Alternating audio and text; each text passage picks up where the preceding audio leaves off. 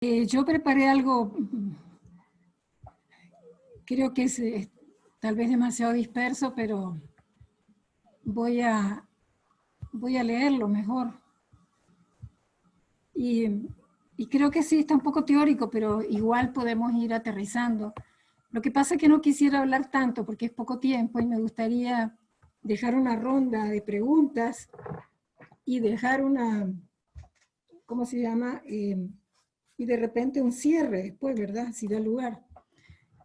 Bueno, el tema que a mí me pidieron que hablara sobre dos temas, dos preguntas, digamos. Una que dice qué entendemos por el Estado patriarcal y la otra podríamos reducirla a cómo se relaciona el movimiento feminista en su amplia diversidad, ¿verdad?, de expresiones con el Estado, entendiendo este como un Estado que es patriarcal, que es fundamentalista, que es racista, criminal, etcétera, etcétera. Entonces voy a ir como abordando los temas. Primero voy a hablar un poco el concepto de patriarcado, que me parece, no sé si lo han desarrollado o no, y el Estado. En la segunda voy a tocar un poco lo que es el capitalismo, Estado, familia y mercado. Y en la tercera, entonces, entrarlo más a ir pensando cómo es esa relación con el del movimiento feminista con el Estado, ¿verdad?, o de los feminismos con el Estado. Empezaré entonces abordando la categoría de patriarcado, que es una categoría central en la teoría feminista y que hace referencia a un orden estructural, sistémico, de relaciones desiguales de poder entre hombres y mujeres, androcéntrico, de dominio masculino, que abarca todas las dimensiones de la realidad. El orden patriarcal está presente y formatea la totalidad de las expresiones del quehacer humano. El conocimiento, la ciencia, la economía, la política, la religión, la tecnología, la cultura, el arte, la filosofía, la ética, la epistemología, el sistema jurídico, la subjetividad y las sexualidades. Todo el almacén institucional de la sociedad, empezando por las instituciones del Estado, la familia, los partidos políticos, las organizaciones empresariales, religiosas, militares, gremiales, sociales, etc. Todo está marcado con este ADN patriarcal. Entonces, al decir patriarcado, no estamos hablando de las relaciones de poder de un hombre particular ejercida sobre una mujer en particular, sino de un orden social complejo y totalizador, histórico, que adquiere una particular dimensión en esta etapa, en este momento histórico de capitalismo neoliberal en los estados modernos coloniales, ¿no? Entonces, cabe preguntarnos si el patriarcado nace con el Estado moderno o es un producto del capitalismo, y la respuesta sería no. O sea, prevalece digamos, en las pensadoras, en las teóricas feministas, este convencimiento de que el patriarcado, en cuanto a orden social, desigual y jerárquico, es como primigenio, digamos. Tiene una historia muy larga. Algunas feministas hablan de una historia larguísima, por ejemplo, Rita Segato, entre otras, lo remite a los orígenes de las sociedades humanas, y además se considera universal en el sentido, no porque hayan comprobado que todas las sociedades han pasado, digamos, han caído, digamos, en este orden patriarcal, sino porque está presente en los 5 continentes y en muchísimas sociedades, ¿verdad? Y en muchísimas comunidades primitivas, sociedades, etc. Y por lo tanto se considera fundante de todos los subsiguientes órdenes y sistemas jerárquicos y desiguales.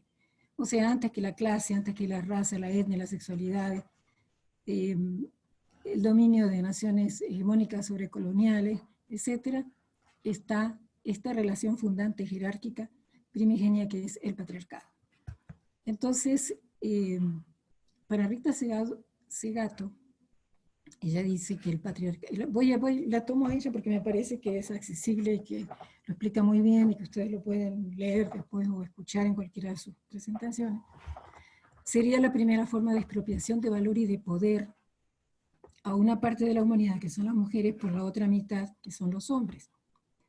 Sostiene esta afirmación con base, como le digo, en el análisis de muchísimas culturas y en todos los continentes, donde aparecen estos relatos, estos mitos del origen de estas sociedades, en que por indisciplina o por alguna falta que cometen las mujeres han sido castigadas y colocadas en una posición de subordinación al hombre. Entonces, estos mitos del origen se repiten, ¿no? Y el más conocido en estos lares, obviamente, es el mito cristiano del Génesis, ¿verdad? O sea, Eva es castigada por desobediencia, por comerse la manzana.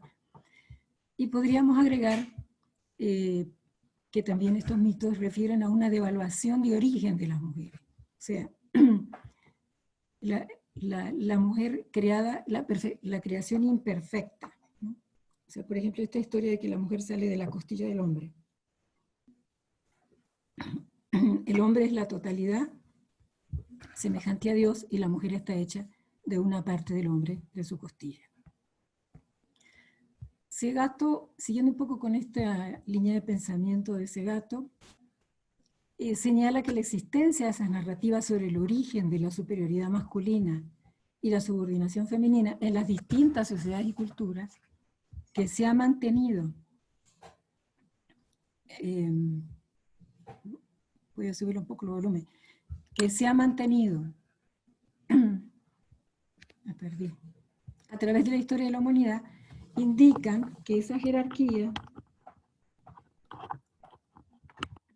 no es del orden natural, o sea, sino que no es atribuible a la biología, sino que es del orden social, porque necesita del relato, necesita ser explicada por los mitos cuando las comunidades primitivas se fueron organizando en un orden político. Y estos mitos sobre las causas del sometimiento de las mujeres son constantemente recreados a lo largo de la historia desde el inicio de la humanidad y no pierden vigencia y se vuelven a poner en el centro de las narrativas colectivas en las épocas en que el patriarcado levanta virulencia, como en la era neoliberal actual que estamos atravesando en el presente, en que los fundamentalismos religiosos arrecian con los mitos creacionistas, especialmente los que apuntalan la subordinación y la domesticación de las mujeres a la servidumbre y la esclavitud doméstica. O sea, más que nunca, es decir, están poniéndose en lo público esta historia de que las mujeres somos inferiores, de que las mujeres, de que el hombre es la cabeza, la mujer es la costilla, la mujer es castigada porque pecó, etc. ¿verdad? Entonces, estamos también reconociendo de que no se trata del mismo patriarcado incambiado a lo largo de la historia. No es el mismo orden patriarcal en todas las épocas ni en todas las sociedades. Y este es un tema que han discutido muchas teóricas, por ejemplo, a las que hace aporte importante feministas como María Lugones, que acaba de fallecer, por cierto, y Julieta Paredes, la primera argentina, la segunda boliviana. Lugones argumentó que fue la colonización española y portuguesa en el Abya Yala la que introdujo el sistema de género en las sociedades de los pueblos originarios y que impuso la subordinación de las mujeres en todos los aspectos de la vida donde antes no lo había. Ella toma esta idea de una feminista nigeriana, Oyeronke Oyewumi, que elabora esta teoría en sus estudios sobre los pueblos Yoruba en África. Julieta Paredes, por su parte, habla de un entronque patriarcal entre el orden patriarcal que trajeron los conquistadores y el patriarcado de baja intensidad que predomina en los pueblos andinos antes de la conquista. Si bien la colonia avallazó y exterminó a mujeres y a hombres por igual, trajo también cambios profundos en las relaciones sociales de género con relación a lo que había previo a la conquista, que produjeron cambios en las relaciones de género y que trajeron muchísima desgracia para las mujeres. Porque ahí cambia, o sea, digamos, hombres y mujeres vivían en mundos distintos y complementarios, pero estos mundos no eran por definición, uno superior al otro, no había una relación jerárquica en nuestro mundo. Pero sin embargo, el orden de género que traen los ibéricos es un orden de género jerárquico y un orden de género que subordina a las mujeres y las pone bajo el dominio masculino, ¿verdad? Este entronque o intersección o amalgama de patriarcados originarios entonces fue muy perjudicial para las mujeres. Las diferencias de género previas a la conquista y a la colonización incluyen la división del trabajo por sexo, como les decía antes, pero no suponían esta jerarquía de superioridad y de inferioridad. O sea, tenían la misma valía hombres y mujeres. Y lo más importante que hay que destacar aquí es que no estaban las mujeres excluidas de las decisiones políticas colectivas, entrando un poco ya al tema que nos interesa también en este taller, como lo estuvieron a partir de la instalación de la colonización. O sea, en los pueblos originarios, los asuntos de los que se ocupaban las mujeres eran politizados y las mujeres participaban en la vida política comunitaria. Pasemos entonces vamos a hablar un poquito sobre el Estado. O sea, ¿qué entendemos por el Estado? Para ir construyendo estas categorías en la discusión. Entendemos por el Estado, digamos, en una definición sencilla, una institucionalidad política conformada, en el caso de los estados republicanos y modernos, por una trilogía de poderes, legislativo, ejecutivo y judicial, con unas fuerzas de seguridad que tienen bajo su jurisdicción el Estado, un territorio y una población sobre el cual ejerce autoridad de mando, soberanía e imperio sobre ese territorio, más o menos, y que goza del reconocimiento de otros estados. Tendríamos que, para ir pensando, por ejemplo, realmente tenemos estas condiciones en este momento en Honduras. Tiene el Estado de Honduras soberanía sobre su territorio, quienes compiten por la soberanía del territorio en este momento. Entonces, ¿de dónde salen estos estados nacionales? Estos nacen de las revoluciones independentistas de América Latina y son copia fiel de del Estado colonial, de la administración burocrática colonial.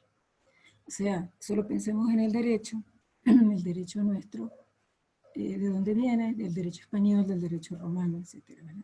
Toda la burocracia estatal, la conformación de los poderes, podemos remontarnos a la Revolución Francesa. Entonces, las revoluciones que parieron estos estados nacionales, también tenemos que reconocer que fueron procesos que aglutinaron una enormidad de fuerzas sociales en la que participaron mujeres y hombres, población indígena, negra, campesinado, mestizo, sectores urbanos, clases trabajadoras, burguesía criolla, pero que fueron traicionados.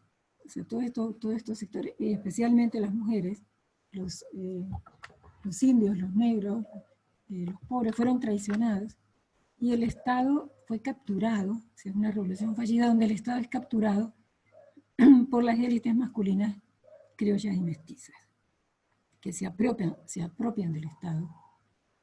Y eso lo vemos, por ejemplo, claramente, las imágenes de las revoluciones en América Latina independentista están las mujeres, que han sido borradas de la historia, pero muchos relatos de las mujeres luchando, digamos, cuerpo a cuerpo. Una Manuelita Sáenz, por ejemplo, en la lucha bolivariana, o Juana Sarduyo.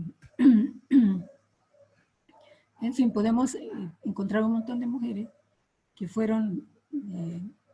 que hicieron historia en estas luchas, pero luego son borradas de la historia del Estado moderno, del Estado nacional moderno colonial, ¿verdad? Entonces, dejan de estar presentes. Y ni qué decir con los indígenas. Ahí hubo genocidio directamente.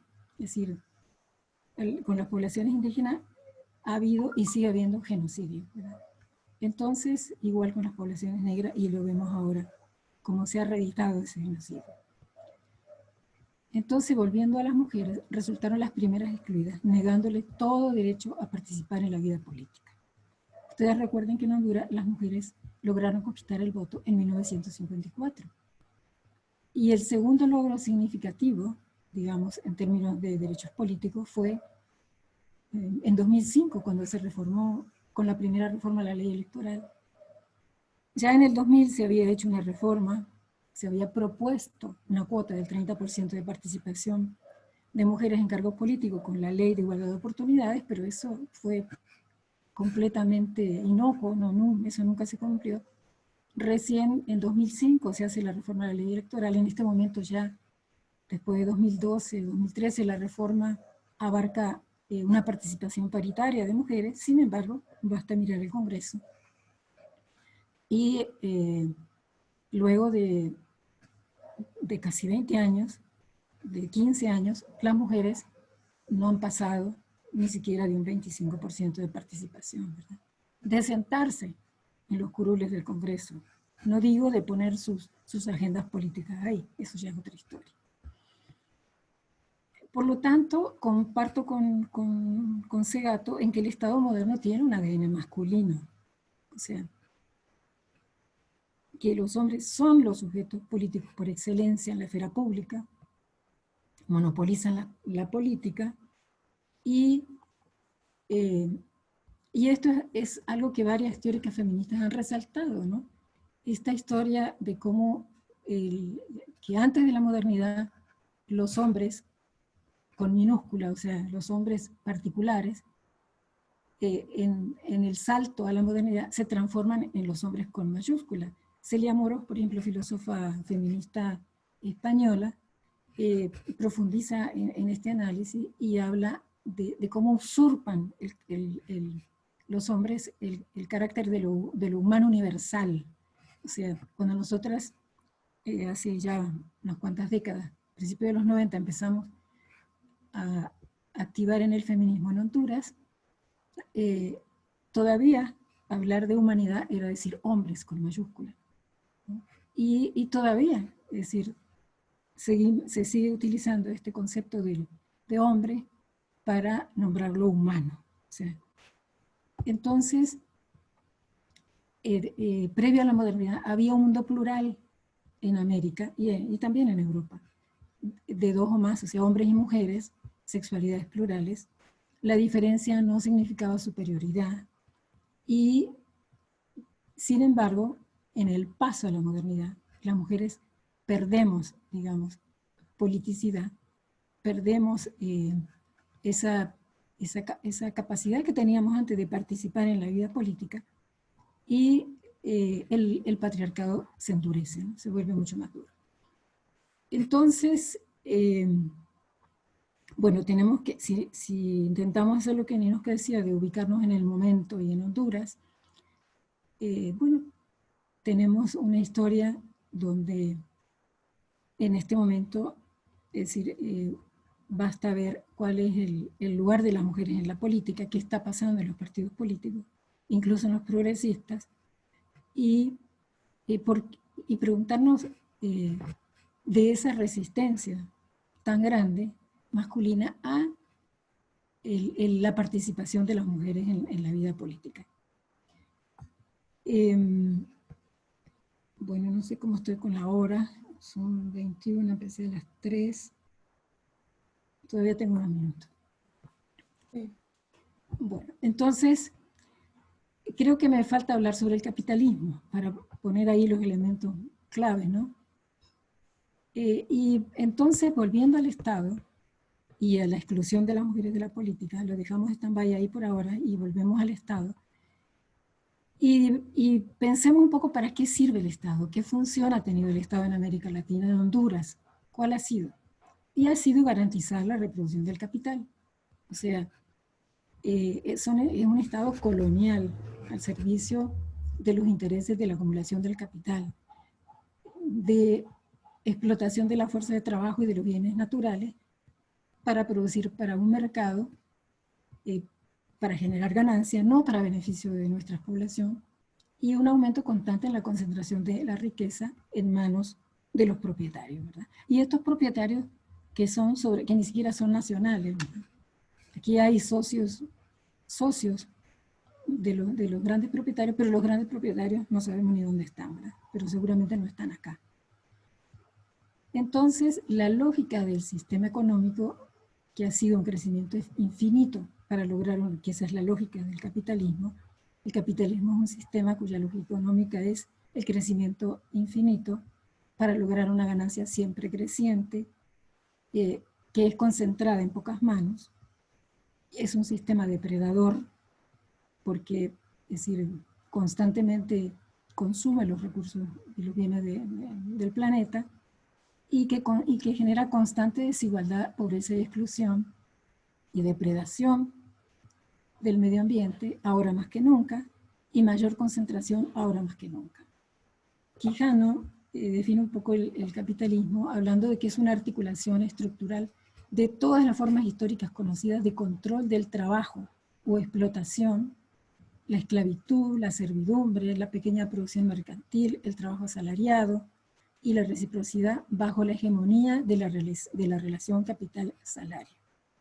O sea, el capitalismo subsume todas las formas de explotación del trabajo, en todas sus modalidades, no solamente la salarial, no la subsume, el trabajo no pagado de las mujeres, por ejemplo, bajo esta lógica que es la relación capital-salario, pero que es la lógica de la generación, de la valorización del capital, o sea, la generación de plusvalía para acumular ganancias, para valorizar el capital.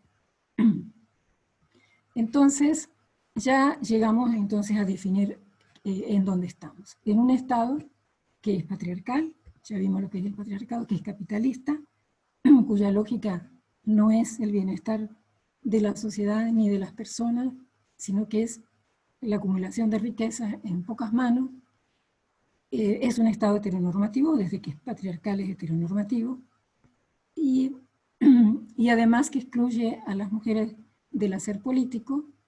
Las sociedades modernas crearon este concepto de la familia moderna, que fue, no lo voy a desarrollar ahora porque ya no tengo tiempo, pero sería bueno hacerlo en otra oportunidad, que lo analiza muy bien Silvia Federici a través de la historia de Europa, de cómo esta familia, cómo construir este concepto de la institucionalidad de la familia moderna llevó muchísimos siglos en Europa, y por un lado significó despojar a los campesinos de la tierra para volverlos trabajadores libres y despojar a las mujeres del poder político que tenían en las sociedades y excluirlas del mundo productivo nuevo, contractual asalarial, para recluirlas en lo doméstico. ¿Y por qué? Pues porque necesitaban reproductoras de fuerza de trabajo y de nuevos trabajadores, ¿no? Entonces, esta es la otra parte de la historia que nos faltaría contar, ¿no?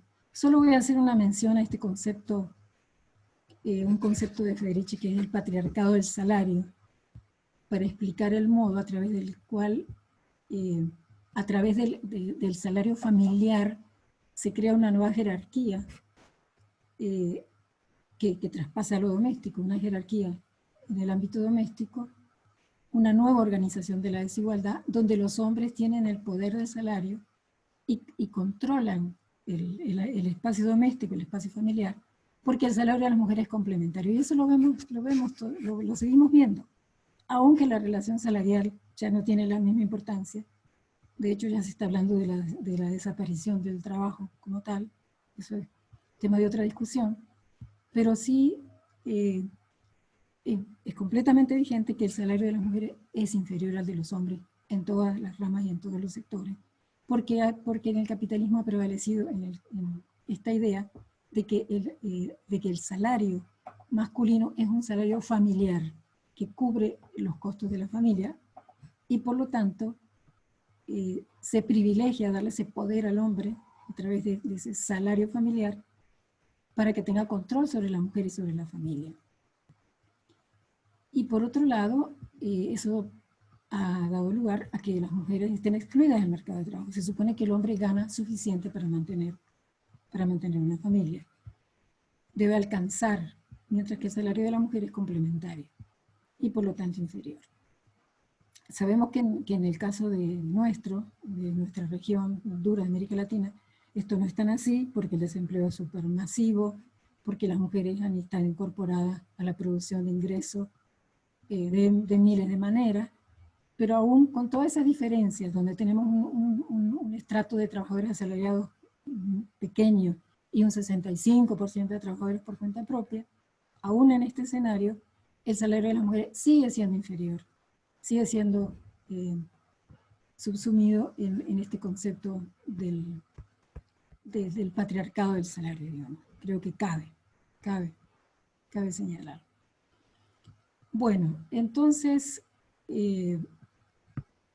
anotados estos puntos, y cómo las mujeres entonces en estas sociedades modernas no tienen lugar en la economía capitalista, son remitidas al espacio privado como trabajadoras no remuneradas o remuneradas con bajísimos ingresos, como por ejemplo las trabajadoras domésticas remuneradas, y cómo este trabajo en el espacio doméstico garantiza la reproducción cotidiana de la fuerza de trabajo que va a ser gastada en el ámbito del mercado, del trabajo asalariado, y cómo, es decir, estas mujeres transfieren ese valor de su trabajo no pagado hacia la valorización del capital. Y bueno, por último, voy a señalar 2 o 3 cositas, porque ya creo que me comí todo el tiempo, para hablar un poco, para colocar entonces algunas preguntas sobre qué pasa con el movimiento feminista, la acción política y la acción política frente al Estado. Bueno, a mí me gusta mucho una frase que siempre me quedó grabada, que se le escuché a Celia Moros, que ella dice, habla de los pactos ruinosos de las mujeres con los hombres de su misma clase, de su mismo partido, de su mismo sindicato, de su mismo movimiento social, cuando se trata de la negociación política, de la participación política. Las mujeres son constantemente traicionadas cuando pactan agendas políticas. Con frecuencia, lo vemos. Si ustedes miran el movimiento campesino, las mujeres han estado en todas las luchas por la tierra. Ustedes las ven embanderadas, las primeras, son las que van a ocupar los territorios, las que se quedan en los ranchos que se arman ahí para sostener las recuperaciones de tierra. Pero ustedes vayan a mirar las estadísticas y miren cuántas mujeres son titulares en los procesos de reforma agraria. No llegan a un 15% en las cooperativas y empresas asociativas. Y en las titulaciones de tierra no llegan ni a un 30%. O sea, eso, y estoy hablando de una lucha icónica, ¿verdad? Que es la lucha por la tierra. Si vamos a ver en términos de las negociaciones, por ejemplo, salariales, o de las negociaciones gremiales, por ejemplo, es decir, igual, por lo general lo primero que se recortan son las demandas que han puesto las mujeres.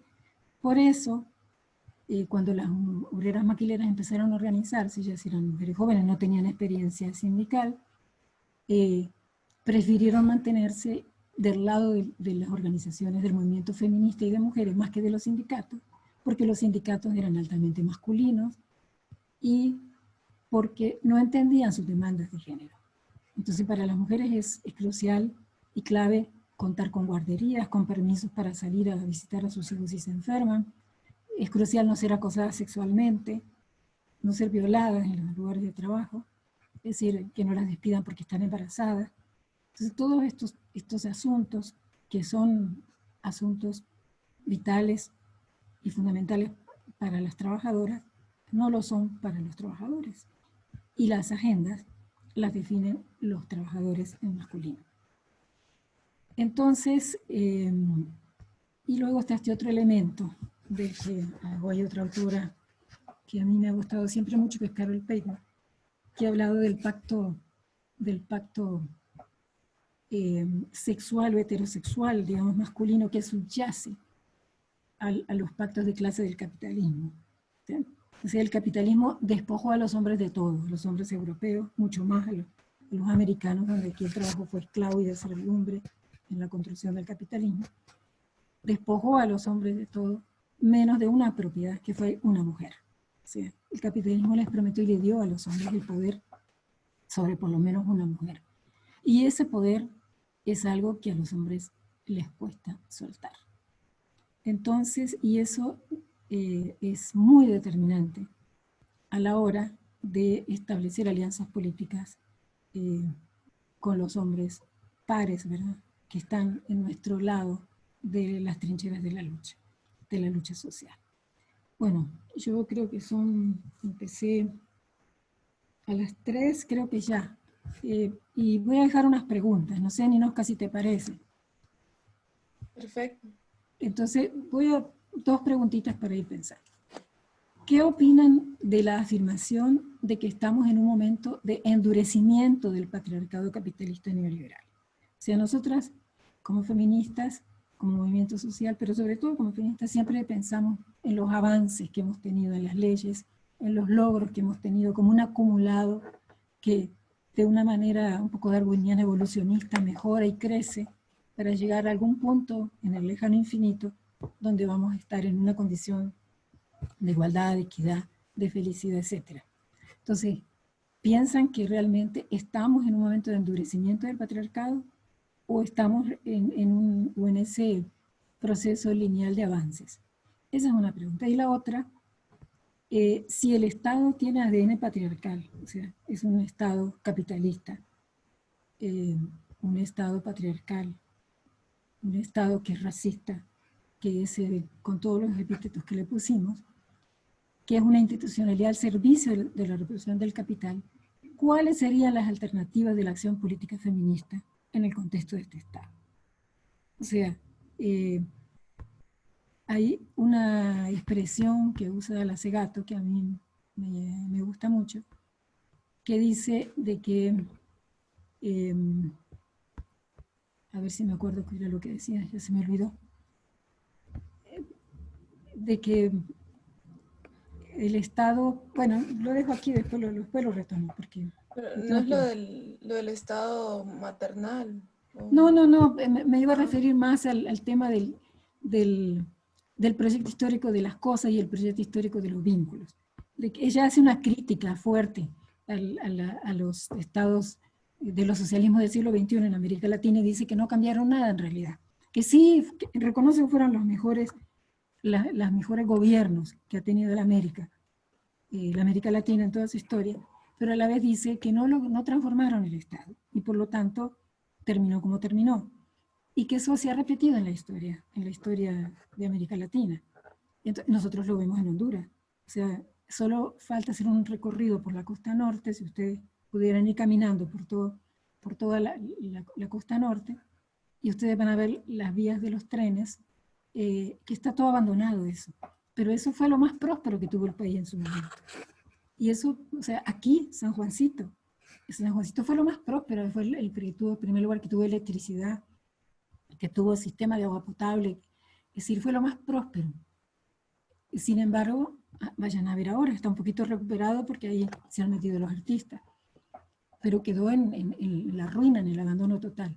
O sea, que por esta vía del desarrollo capitalista, del Estado moderno y patriarcal, no vamos a ningún lado. Entonces la crítica es esa, ¿no? Es decir, bueno, si estos estados, si estos gobiernos progresistas siguieron sosteniendo sus economías en una explotación, es decir, para el mercado global, o sea, de explotación agroindustrial, explotación de los bienes naturales, es decir, el extractivismo como el camino para lograr el bienestar, es decir, lo que la Segato llama el camino de las cosas, ¿verdad? Entonces, es decir, a donde no llegaron muy lejos, porque eso lo único que hizo fue enriquecer más al capital. Y además es una lógica sin fin, porque necesita cada vez más y más y más explotación para seguir aumentando la acumulación de capital. Entonces, ¿cómo caminar no hacia el proyecto histórico de las cosas, sino hacia el proyecto histórico de los vínculos, que es el proyecto de apostarle a la vida, ¿no? O sea, una economía para la vida. Bueno, lo dejo aquí.